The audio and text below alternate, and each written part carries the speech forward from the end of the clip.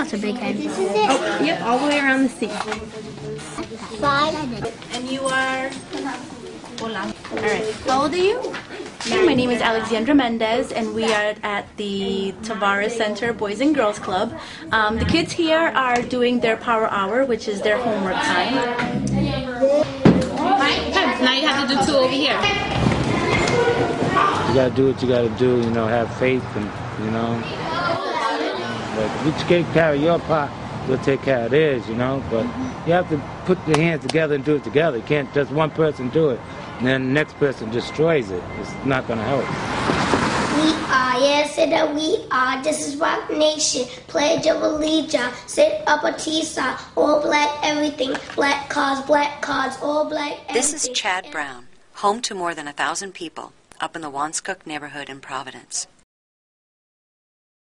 When this housing project first opened in 1942, followed by Admiral Terrace in 1951, Chad Brown was intended to be a neighborhood for World War II servicemen and their families, and for residents escaping the slums.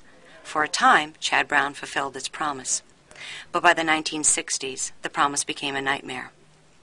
Shootings and drug dealers took over the heart of the projects, and Chad Brown in particular, giving it the reputation of the worst place in the city. The violence drove residents indoors. The drug wars claimed the lives of their children. Because the first apartment they offered me was across the street from that basketball court, and I would not take it. What was the drug like at the time? Rough. Shootings all the time. A kid that got killed there. I think he was in Hopkins, I believe. Then his brother died a couple weeks before that, and the mom just kept losing her sons. It seemed like every week one of them got killed. This summer, there was a turnaround. The Providence police brought down the drug hierarchy, and the Providence Housing Authority began beautifying the Warren Row houses. The police are now working to win the trust of residents and help them rebuild Chad Brown into the neighborhood it was intended to be. Give them to you, but we don't have cups. Hey, Sid, what's up? How you doing? But how that was? What'd you do with the articles? You saved them, right? Yeah. You like that? Look. All I want to know is that look. Isn't he nice? That's how you hold a horse. So slowly but surely, they're taking an interest in their neighborhood, and they're coming to the meetings. I think at one point at the beginning they were afraid to come. The drug dealers are still gone. The shootings have subsided. Residents say they feel safer. Time will tell whether this is the beginning of a new Chad Brown. Safer? Kind of? Yeah. They changed a lot.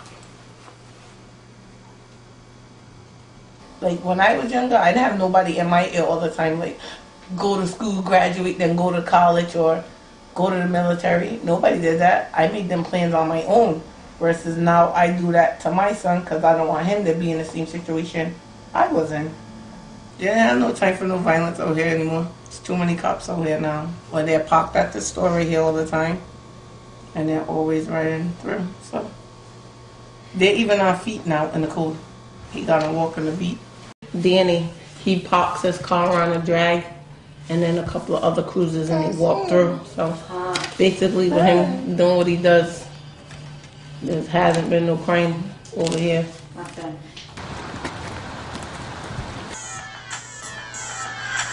Adonis the down, felt like a flock of swans. Blaming on my mom, survival been a stop. No hating on my blood, just grinding to get this paper. Headline shows, phone calls from my mama says, yeah, we get it in, my swag's original. Designer jeans out of town for some with my sister.